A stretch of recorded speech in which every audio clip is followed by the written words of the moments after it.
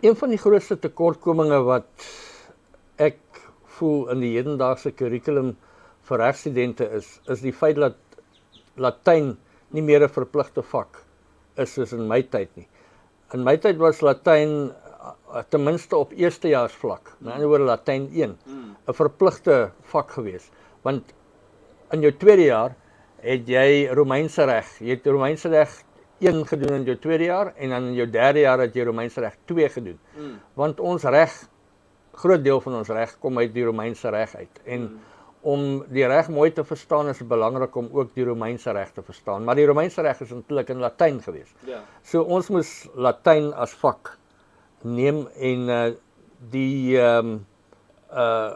manier hoe Latyn gekonstrueer is, verplig jou eintlik om sorgvuldig te wees in jou formulering van argumente en van enigiets. Want jy kan in Latyn in een woord kan jy 'n hele sin sê. Dit is soos dit werk.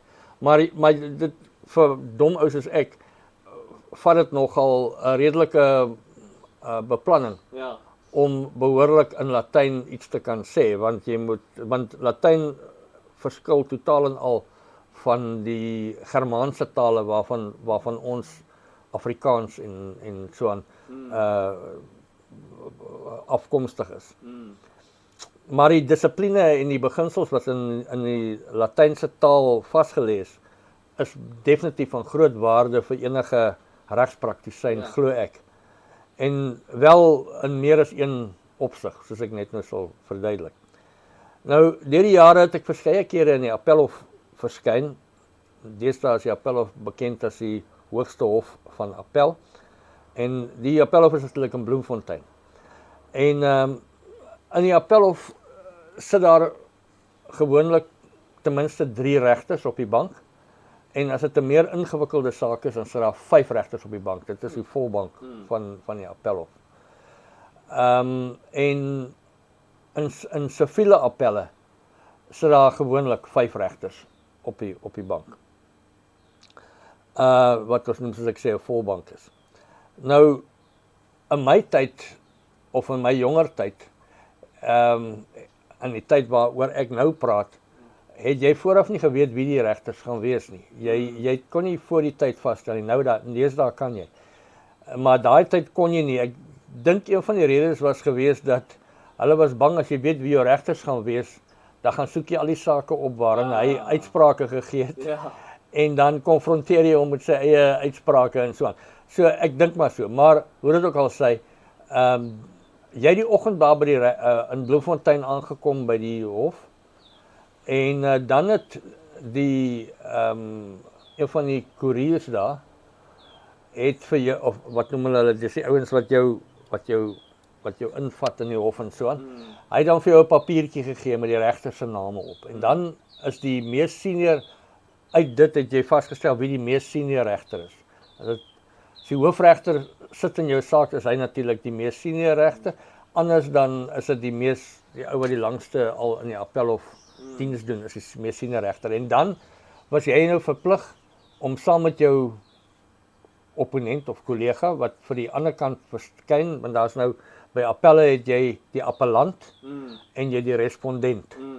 Nou daar's 'n advokaat vir elkeen. Nou moet jy gesamentlik die regter in sy kamers gaan sien, die mees senior regter.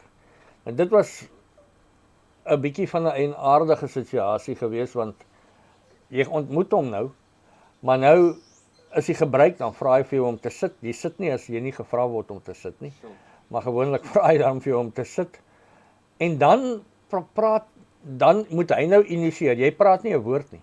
Jy wag om te hoor wat hy gaan sê. En dan begin hy nou die gesprek te initieer. En dan moet jy nou oor koetjies en kalfies met hom sit en praat. En eintlik wil jy nie. Maar nou moet jy. En ek onthou wat gereeld gebeur het. Nou, arme regter ook, hy weet ook nie eintlik wat om met jou te praat nie, want hy het nie 'n aanknopingspunt nie. Behalwe as hy nou 'n regter wat oorspronklik van die Oos-Kaap af kom, waar ek nou was, of die advokate voor hom kom van dieselfde plek waar hy oorspronklik van, dan kan hulle miskien gesels oor wat by die huis aangaan, wat ek al. Maar andersins, dan sit jy nou daar.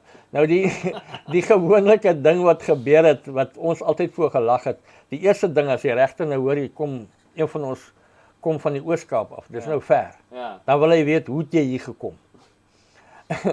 As jy vir hom sê, met vliegtuig gekom, is dit die einde van die gesprek, want Dis nie eintlik want daar's niks om verder te sê daaroor nie. Maar as jy sê, jy het met die kar gekom, dan wil hy by jou weet, wat se kar ry jy? Hy begin hom so. Ja, hy wil weet, wat se kar ry jy? Nou, wat se En watter roete, en hoe is die pad? En is dit baie besig?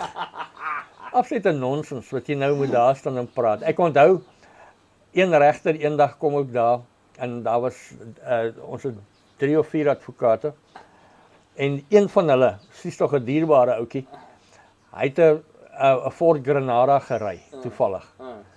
En die regter het so pas, hy neem die inisiatief en hy begin vir ons vertel, dat hy nou so pas uitspraak gegee het in 'n bekende saak, Staat teen Webb. Dit het gegaan oor 'n saak in Johannesburg waar hulle met kameras gevang het. En die vraag was gewees, of jy nou, of dit behoorlike getuienis is, om kamera getuienis van spoed of wat ook al te gebruik. En hy het toe so pas uitspraak gegee dat dit wel toelaatbare getuienis is. Hy vertel dit nou vir ons. Ons het toe nog nie geweet van die uitspraak nie. En hy kom, en dit is 'n interessante ding, hy motiveer dit. Hy sê, jy weet, jy kan nie anders nie. Hy sê, want deesdae, hy sê, hy ry met sy Mercedes, dan stel hy sy speed control op 120. Ja. Hy sê, dan kom hierdie ouens met die granadas by hom verbygejaag, jy weet. En ja, en hy vertel jou hoe gevaarlik dit is. Dit is om op die pad te wees saam met mense wat granadas ry.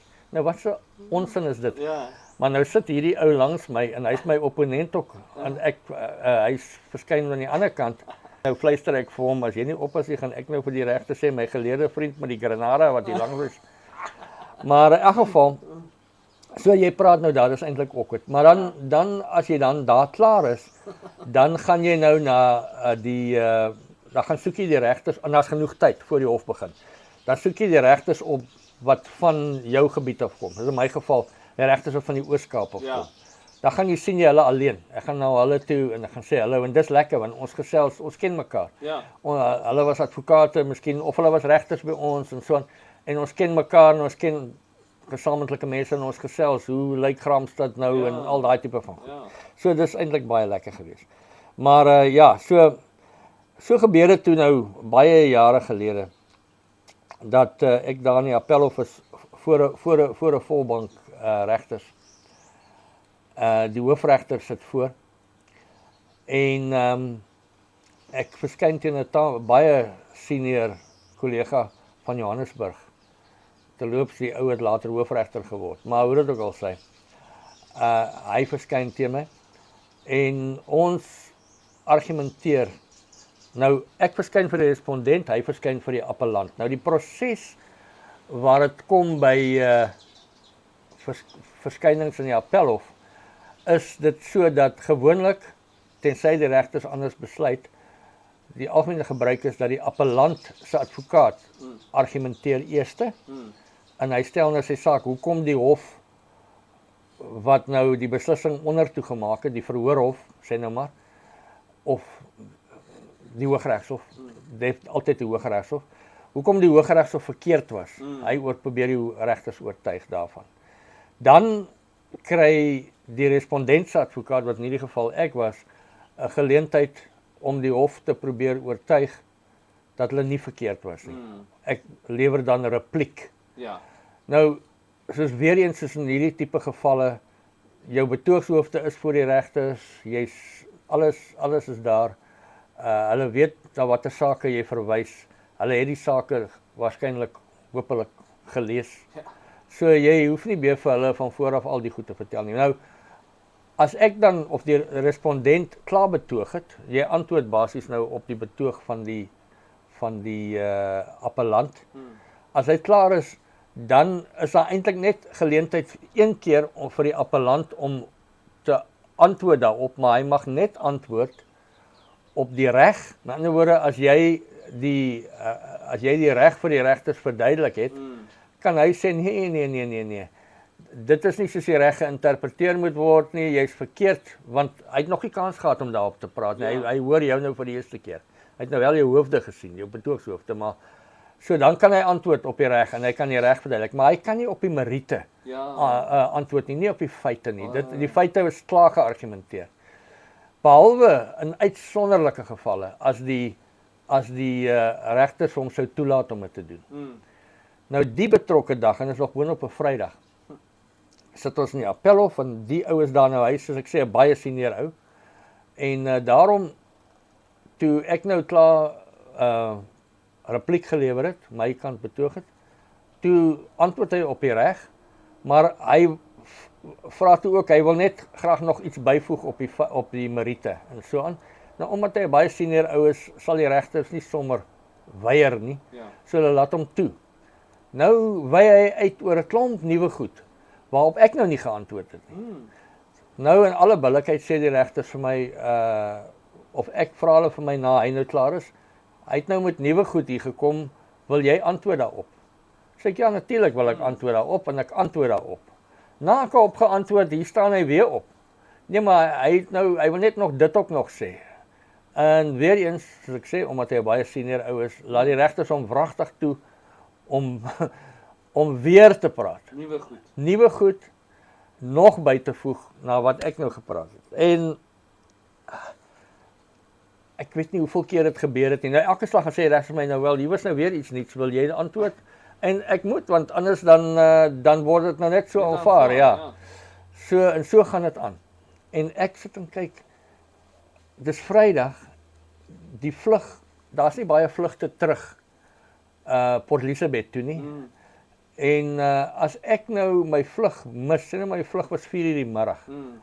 En want jy behoort eintlik hier by middagete klaar te wees met 'n appel, as jy die oggend die eerste op die lys is. Maar dis nou al, sê nou maar 2:00 en die ou kry nie klaar nie. En dis toe dat ek nou sit in my opwerk daar en ek besluit toe, ek gaan nou nie antwoord op hierdie laaste nie, want dan gaan hy daarop weer wil antwoord en dan gaan ek nou my vlug mis. Ek moet nou klaarmaak. Jy moet nou 'n plan maak. Maar intussen sit ek nou daar met my universiteitslatyn sit en probeer ek vir my nou Latynse frase uitwerk wat my frustrasie nou baie duidelik gaan oordra, want ek sien nou dat die regters eet uit hierdie ou se hand uit. Ek meen dit lyk of hulle hom glo. Of hulle beïndruk is met sy klomp nuwe goed wat hy elke slag hier uit basyn. En ek sit nou daaraan uitwerk wat ek gaan sê, en toe hulle nou weer vir my vra, of ek wil antwoord, die hoofregter vir my vra, wil jy antwoord op wat hy nou weer gesê het? Toe sê ek ja, ek wil graag antwoord in die woorde van die bekende Romeinse orator, Cicero, wat na Archimensus, my geleerde vriendsinne, in die Forum Romanum gesê het, excreta tauri astutos frustrantur. En daarmee gaan ek sit. En daar so 'n lang stilte, en die regters kyk vir mekaar, maar heel regs van die regters is daar 'n afgetrede appelregter. Hy was eintlik hoofregter ook gewees voor hierdie hoofregter, en hy kom nou wat ons noem 'n retreat. Hy sit as 'n retreat. Hy sit dan, hy het 'n doktorsgraad in Latyn. En hy verstaan dadelik wat ek sê. En hy fluister vir die regter langs hom. En ek sien hoe begin die regter te lag. En hy fluister vir die hoofregter wat in die middel sit, en die hoofregter begin lag. En hy fluister vir die volgende, en so, daar al 5 regters sit en lag. En hulle sê vir my kollega, wil jy hierop antwoord? En ek dink nie hy het verstaan wat ek sê nie, en hy sê nee, hy het nie antwoord hierop nie. En die regters is so lag as hulle daar uit by die deur, en daar verdaag ons toe.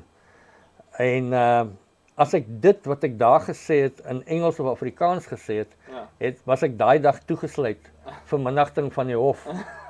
Want excreta tauri astutos frustrantur beteken letterlik, as ek dit in Latyn, want ek het dit daar sit en uitwerk hoe om dit nou te sê, is letterlik die mis van 'n bul verwar slim mense of uitgeslape mense. Natuurlik in die Engels otherwise known as bullshit baffles brains. So wat ek daarmee wil sê is, as jy Latyn het, dan kan jy goed in Latyn sê wat jy in geen ander taal kan sê in die hof nie. En dit word, jy kan wegkom daarmee want dit word as hoftaal aanvaar. Briljant.